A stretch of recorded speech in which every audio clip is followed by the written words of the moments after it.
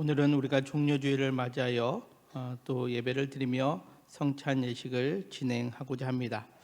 여러분들 성찬을 대할 때에 어떤 의미로 알고 또 어떠한 마음으로 이 성찬을 대하고 계십니까?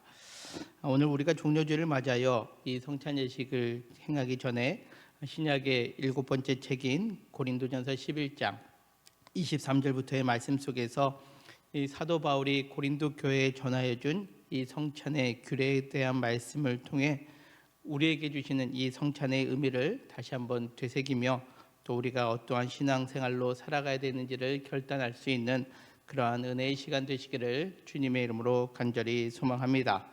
자, 먼저 오늘 본문 고린도전서 11장 23절에서 사도 바울은 성찬에 대하여 이렇게 말씀합니다. 내가 너희에게 전한 것은 주께 받은 것이니 곧 주 예수께서 잡히시던 밤에 떡을 가지사라고 그렇게 시작합니다.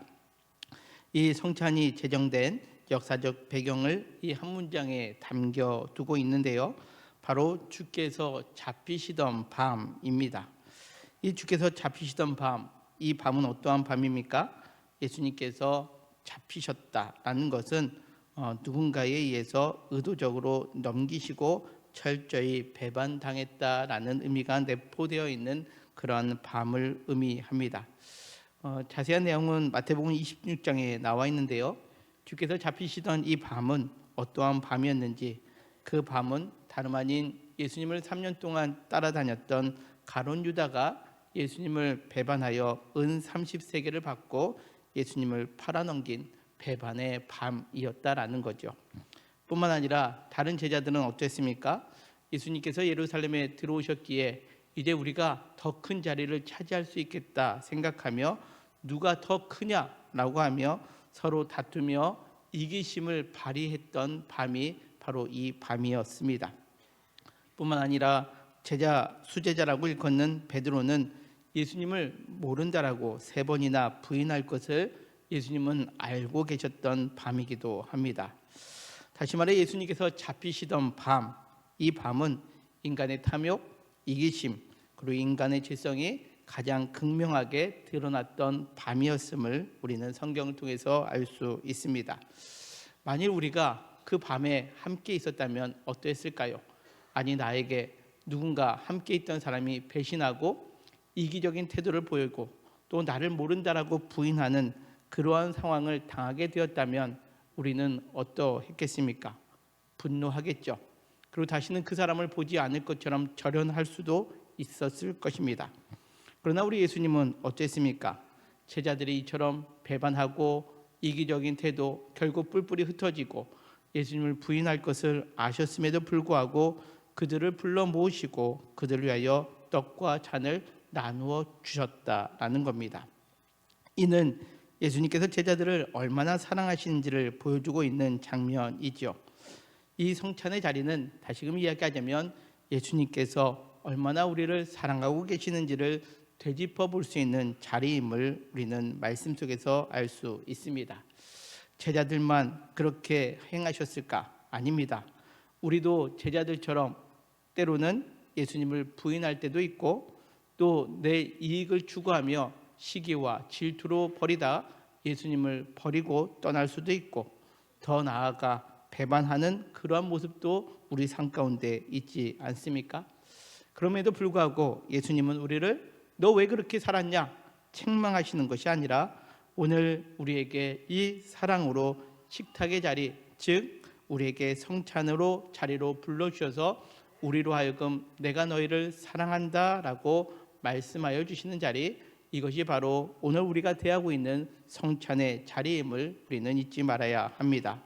바라옵기는 오늘 이 종료주일 이제 우리가 성찬을 대할 때에 우리가 있는 모습 그대로 주님 앞에 나왔지만 우리의 허물, 우리의 잘못됨, 우리의 부족함을 보시고 우리를 질책하시는 분이 아니라 사랑으로 품어주고 계심을 체험하는 귀한 예배의 자리, 성찬의 자리가 되시기를 주님의 이름으로 간절히 소망합니다. 자, 이 성찬의 자리, 주님께서 우리를 얼마나 사랑하시는지를 계속 볼 수가 있는데요, 오늘 본문 23절 계속해서 보면 이렇습니다. 내가 너희에게 전한 것은 주께로부터 받은 것이다 라고 그렇게 표현합니다. 바울이 내가 이제 고린도 교회 성도들에게 전한 것이 있는데, 이 전하다라는 헬라어가 파라디도미라는 단어입니다. 이것은 내가 예수님께서 이렇게 들었으니까 그대로 전달해 줄게 라는 그런 의미가 아닙니다. 무엇을 의미하느냐?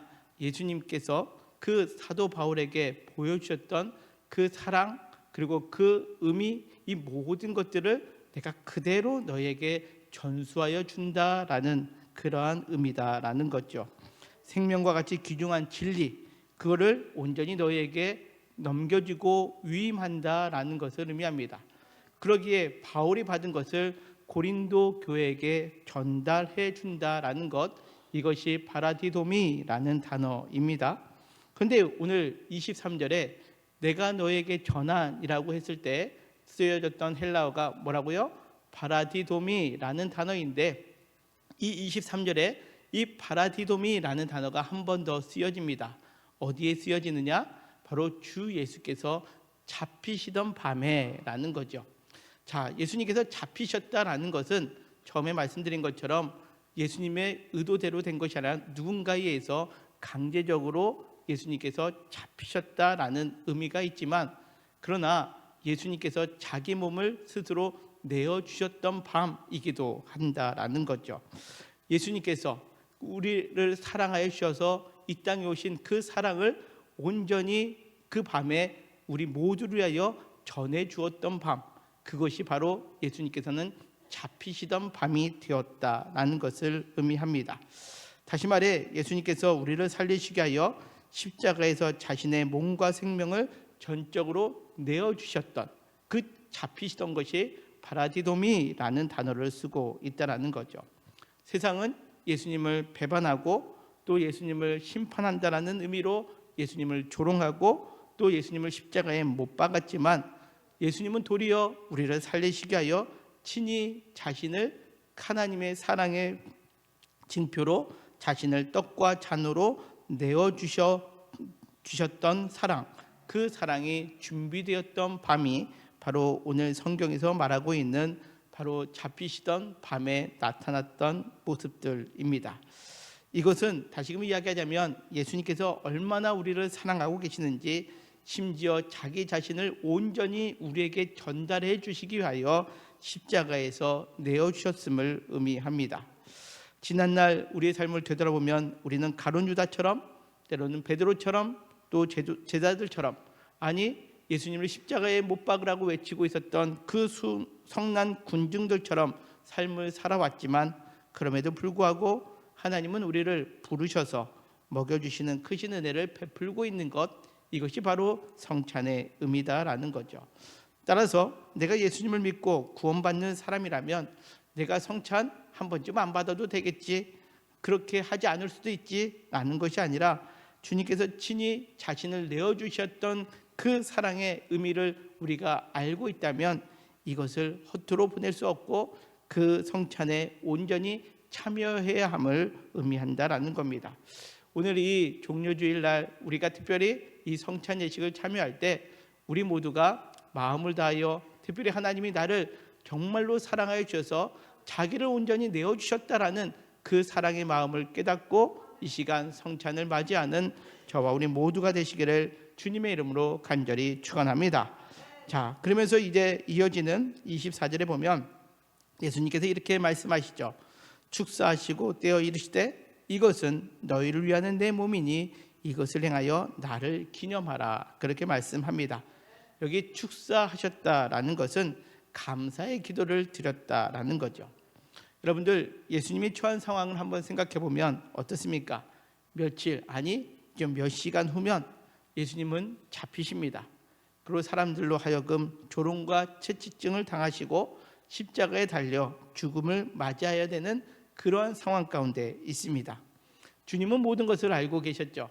그런데 그 자리에 먼저 감사 기도를 올리고 있다라는 거죠. 어떻게 예수님은 떡을 들고 감사 기도를 드릴 수 있을까요? 특별히 그 떡은 주님의 몸이라고 그렇게 표현하고 있습니다. 온갖 조롱과 채찍질로 찢겨질 그 몸을 표현하면서 오히려 이와 같이 몸이 되기 때문에 어쩌면 좋습니까? 한탄하는 것이 아니라 감사의 기도를 올려드리고 있었다라는 거죠. 이 감사는 환경에 의한 감사가 아닙니다. 우리는 감사할 때 언제 감사합니까? 나에게 좋은 일이 일어나는 조건이나 환경이 좋을 때 감사하는데, 예수님 앞에 펼쳐지는 상황은 도저히 우리가 생각할 땐 감사할 수 없는 상황이죠. 그럼에도 불구하고 예수님은 감사하셨습니다. 어떻게 감사할 수 있었습니까? 바로 마태복음 26장 39절에 있는 말씀처럼 이 잔을 내게서 지나가게 하옵소서, 그러나 나의 원대로 마시옵고 아버지의 원대로 되기를 원합니다 라고 그렇게 간구하셨던 주님의 기도가 응답되어져 있기 때문에 그렇습니다. 다시금 이야기하자면 예수님께서 감사할 수 있었던 것은 다른 것에 있지 않습니다. 예수님이 그 하나님의 구원의 계획에 순종함으로 그 모든 영혼이 다시 살아날 수 있는 것을 바라보시며 드릴 수 있는 대속의 감사였다라는 거죠. 예수님이 자신의 몸이 찢겨져서 자신은 죽지만 그것으로 인하여 수많은 사람들이 그 살게 되어지는 역사, 다시금 구원의 은혜 가운데 머물게 되는 역사가 있었기에 예수님은 감사할 수 있었다라는 것을 우리에게 표현하고 있습니다. 24절을 다시 보면, 오늘 성경에 보면 그 떡을 떼어라고 그렇게 표현하고 있죠. 이것은 조심스럽게 떡을 떼는 것이 아닙니다. 제단에 바쳐지는 짐승을 각을 뜨듯이 그 예수님의 살 하나하나가 찢겨지는 것을 의미합니다. 우리가 성찬 예식 때 제가 빵을 들고 찢는 행위를 하죠. 이것이 바로 예수님이 그 살이 찢어지는 상황을 묘사하고 있는 것입니다. 그러기에 그 예수님은 그 살이 찢겨질 정도로 우리로 하여금 그 자신의 몸을 내어주셨다라는 거죠. 예수님은 왜 자신의 몸을 귀처럼 내어주셨을까? 요한복음 6장 33절 35절은 이렇게 말씀합니다. 우리 함께 읽겠습니다. 시작. 하나님의 떡은 하늘에서 내려 세상에 생명을 주는 것이니라. 예수께서 이르시되 나는 생명의 떡이니 내게 오는 자는 결코 줄이지 아니할 터이요 나를 믿는 자는 영원히 목마르지 아니하리라. 아멘. 그렇습니다. 예수님께서 그 살이 찢기셨다라는 것, 그 떡이 떼어지며 찢기신 것을 묘사하고 있는 것은 우리 모두에게 생명의 떡이 되시기 위함이었다라는 거죠. 이 떡을 먹는 자는 영원히 주님과 함께 살게 됨을 우리에게 말씀하고 계십니다. 특별히 24절에 보면 이것을 행하여 나를 기념하라 그렇게 말씀하고 있습니다. 여기 기념하다, 아남네시스라는 단어를 쓰고 있는데, 우리가 기념 그러면 우리가 어디 여행 갔을 때 기념품 사오잖아요. 그래서 그 기념품 보면서 그때 우리가 어디 갔다 왔지, 그때 그 여행에서 그런 추억이 있었지, 이런 의미의 기념이 아닙니다. 여기서 말하는 기념이라는 것은 과거에 일어났던 위대한 구원의 사건을 바로 지금 현재 우리의 삶 가운데로 생생하게 끌어와 다시 경험하고 참여하는 것, 이것을 의미하는 것이 바로 기념한다라는 거죠. 그렇습니다. 우리가 이 성찬예식을 대한다라는 것은 2000년 전에 예수님이 십자가에서 달려 돌아가셨지라고 기념하는 것뿐만 아니라 그 의미가 언제요? 지금 현재 우리의 삶 가운데 함께하고 있음이 나타나는 것, 이것이 바로 기념한다, 아남네시스의 단어의 의미입니다. 2000년 전에 골고다 언덕에서 일어났던 사건이 이 성찬 예식을 통해서 지금 우리에게 일어나는데 어떻게 해요? 성령께서 임재하여 주심으로 인하여 우리가 그 떡을 취할 때에 예수님께서 나에게 생명의 떡이 되시기 위하여 그 몸이 찢기셨음을 우리가 알게 되는 거죠. 이것을 성찬의 의미 가운데 영적 임재라고 그렇게 표현합니다.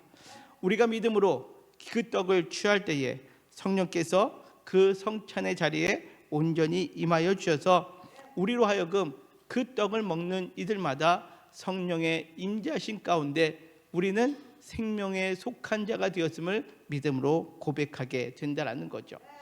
오늘 이 성찬의 자리에 여러분들 떡을 취할 때마다, 그 떡을 취할 때마다 성령의 역사하신 가운데 성령께서 내 마음을 두들겨 주셔서 예수 그리스도로 말미암아 내가 그 십자가의 은혜로 생명 가운데 거하게 됨을 믿음으로 고백하며 성찬을 대하는 우리 모든 성도님들 되시기를 주님의 이름으로 간절히 소망합니다.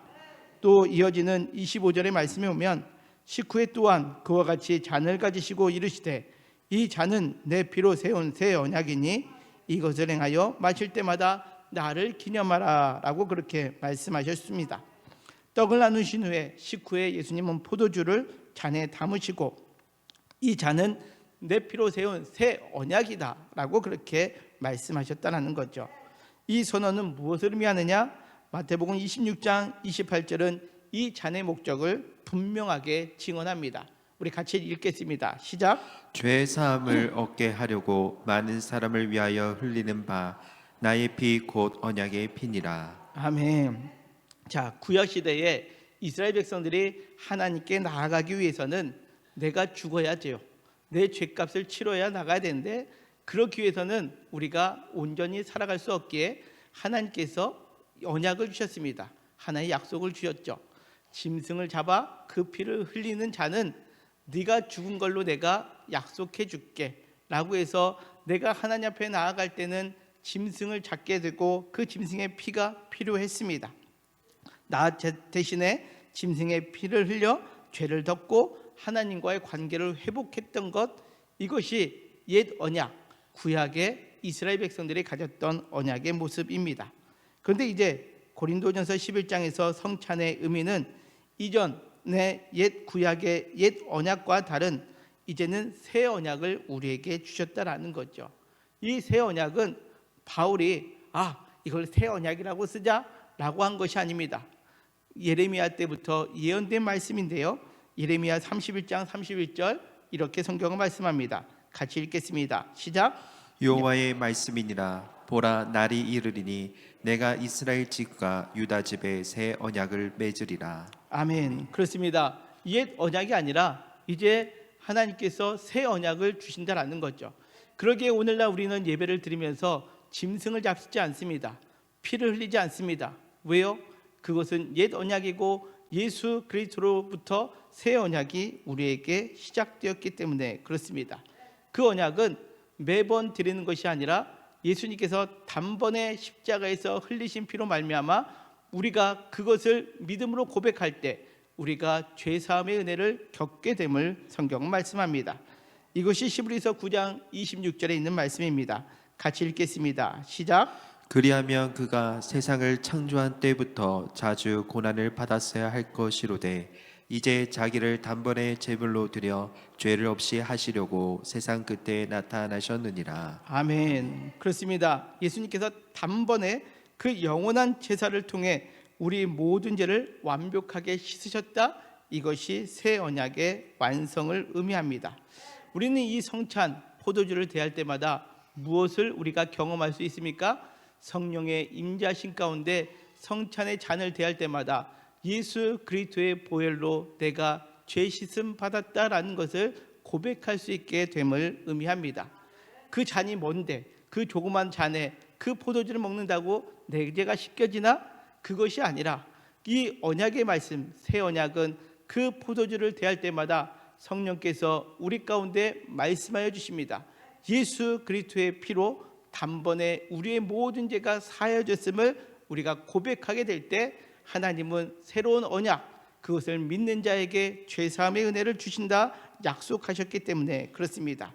오늘 이 성찬의 자리에서 잔을 대할 때 성령께서 우리 가운데 임재하여 주시고 내 안에 있는 모든 죄의 허물들 예수 그리스도의 피로 말미암아 죄사함의 은혜로 이어짐을 믿음으로 고백하며 성찬을 대하는 우리 모든 성도님들 되시기를 주님의 이름으로 간절히 소망합니다. 그러면서 우리가 떡과 잔을 대한 후에 이제 어떠한 삶을 살아가야 되느냐?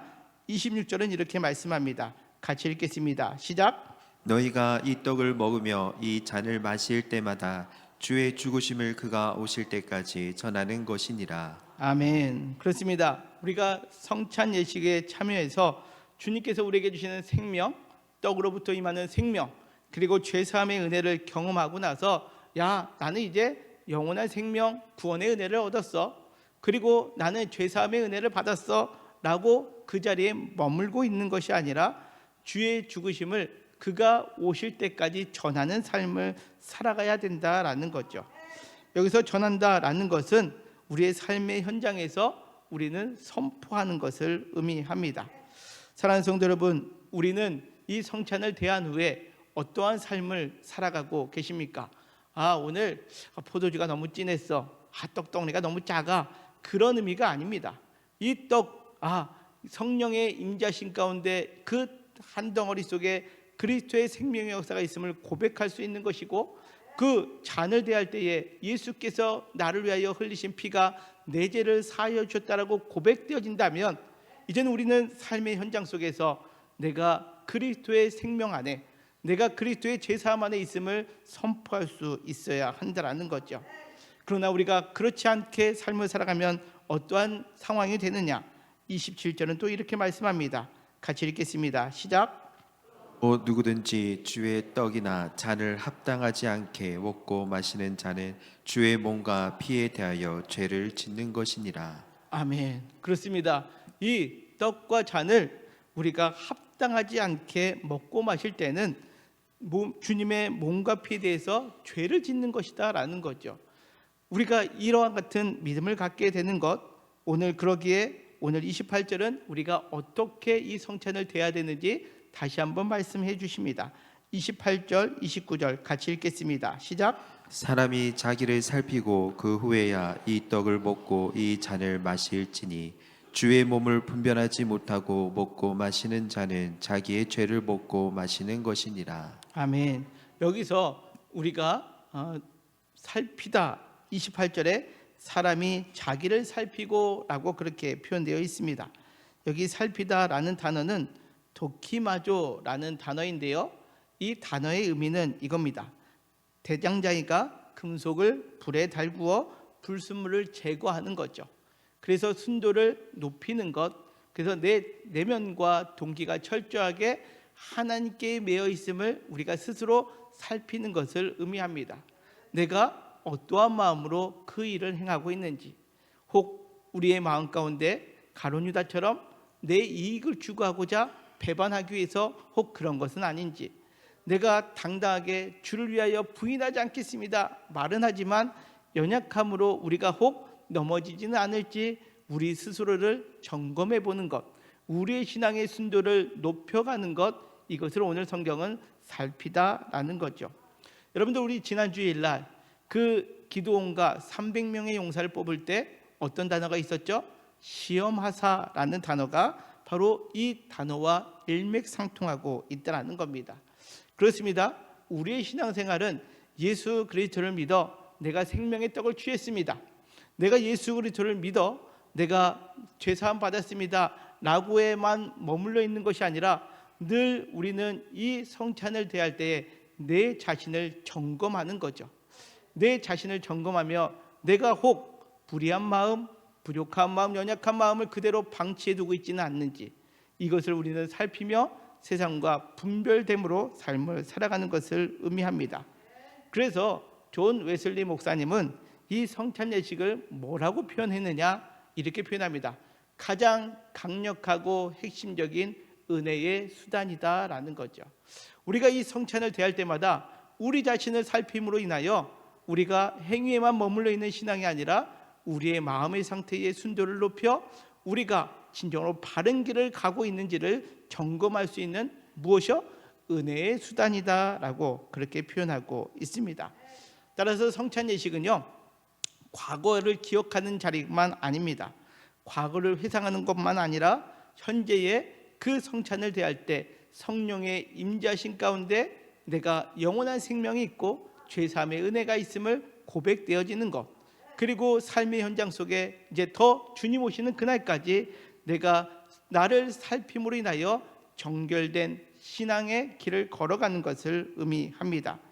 따라서 우리는 성찬 예식을 경험하고 난 다음에 우리는 삶 속에서 세 가지를 우리는 결단하며 살아갈 수 있게 된다는 거죠. 첫 번째 모습은 이겁니다. 우리 같이 한번 읽겠습니다. 시작.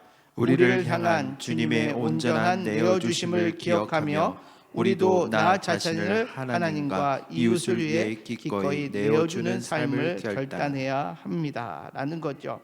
십자가의 은혜는 머리로만 기억하는 것이 아닙니다. 예수님께서 나를 위하여 그 몸을 내어주신 것처럼 나도 이제는 우리 주님을 위하여 내어드리는 삶을 살아가는 거죠. 이것을 우리는 헌신이라고 표현할 수 있습니다. 내가 예배의 자리에 왔다가 그냥 성찬하고 그냥 돌아가서 그냥 살아가는 것이 아니라 이 성찬을 대한 사람이라면 이제는 우리는 하나님의 사랑을 깊이 깨달았기에 또 내 자신을 살필 때 죽을 수밖에 없었던 나를 주님께서 나에게 생명의 떡으로 또 죄사함의 또 그 잔으로 나를 정결해 주셨음을 알기에 우리는 하나님께 헌신된 삶을 살아가는 것을 의미합니다.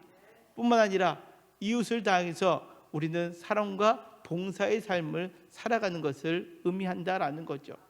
우리의 삶은 어떻습니까? 예배 일주일에 한 번 이 자리를 참석하는 것으로 내가 신앙인으로서의 삶을 살아가고 있다라고 혹 생각하고 있지는 않습니까? 그렇다면 오늘 이 성찬 예식을 통해서 주님께서 그 몸을 찢기사 나에게 그 생명의 떡과 죄사함의 피를 흘려주셨기에 이제는 내가 내 자신도 주님처럼 내어드리는 삶을 살겠습니다. 이와 같은 결단으로 오늘 성찬 예식에 참여하는 저와 우리 모두가 되시기를 주님의 이름으로 간절히 소망합니다. 그러면서 또 우리가 오늘 살펴야 될 것은 무엇이냐? 두 번째는 이겁니다. 같이 읽겠습니다. 시작. 내 자신을 철저히 살피는 결단이 필요합니다 라는 거죠. 우리는 그동안 내 자신을 잘 보지 못하는 경향들이 있습니다. 오늘 말씀처럼 우리가 성찬을 대할 때에 내 자신을 살피는 거죠. 도끼마저 그 철저하게 두들겨 보고 내 안에 불순물이 어떤 것이 있는지, 내 욕망과 또 고집과 또 다른 사람을 향한 시기와 질투가 내 안에 있는지 내 자신을 철저히 살피는 자리가 되어야 한다라는 거죠. 그래서 성찬을 대할 때 특별히 우리가 내일부터 진행되는 고난주간 특별 새벽기도의 자리는 내 자신을 살피는 그러한 자리가 되었으면 합니다. 따라서 사랑하는 성도 여러분, 오늘 성찬을 대하실 때에 이제는 우리는 내가 그냥 예수 믿고 구원받았다가 아니라 구원받는 사람으로 내 마음의 상태를 점검함으로 인하여 우리 모두가 내 자신을 살피고 그 주님의 은혜 안에 더 깊이 들어가는 저와 우리 모두가 되시기를 주님의 이름으로 간절히 소망합니다. 또 마지막으로 우리가 이제는 그 내 자신을 살폈다면 같이 읽겠습니다. 시작. 날마다 성령의 임재 가운데 거룩한 성결의 삶으로 나아가기를 결단해야 한다는 거죠. 내 힘으로 내 능력으로 내가 성결하게 살아갈 수 없습니다. 우리가 아까 이 성찬을 대할 때 성령의 임재다라고 말씀을 드렸습니다. 성찬을 대하면서 성령님께서 나에게 임재하여 주시는 은혜를 우리가 기억할 때 이제는 과거와 다른 삶을 살아가는 거죠. 그것을 우리는 성결한 삶이다라고 그렇게 말할 수 있습니다. 말씀을 맺겠습니다. 오늘 우리가 대하는 이 성찬의 자리는 십자가를 앞에 두고 있기에 죽음과 슬픔의 자리가 아닙니다. 오히려 우리에게는 영원한 생명, 그 죄사함의 은혜를 주시는 생명의 자리, 죄사함의 은혜의 자리임을 오늘 성경은 우리에게 말씀합니다. 잠시 후 성찬위원들이 여러분들 앞에 떡과 잔을 들고 지나갈 때에 이것은 단지 종교적인 예식으로만 받지 않기를 바랍니다. 나를 위해 찢기신 주님의 살을 나에게 주시는 영원한 생명임을 믿음으로 취하는 우리 모든 성도님들 되시기를 바랍니다.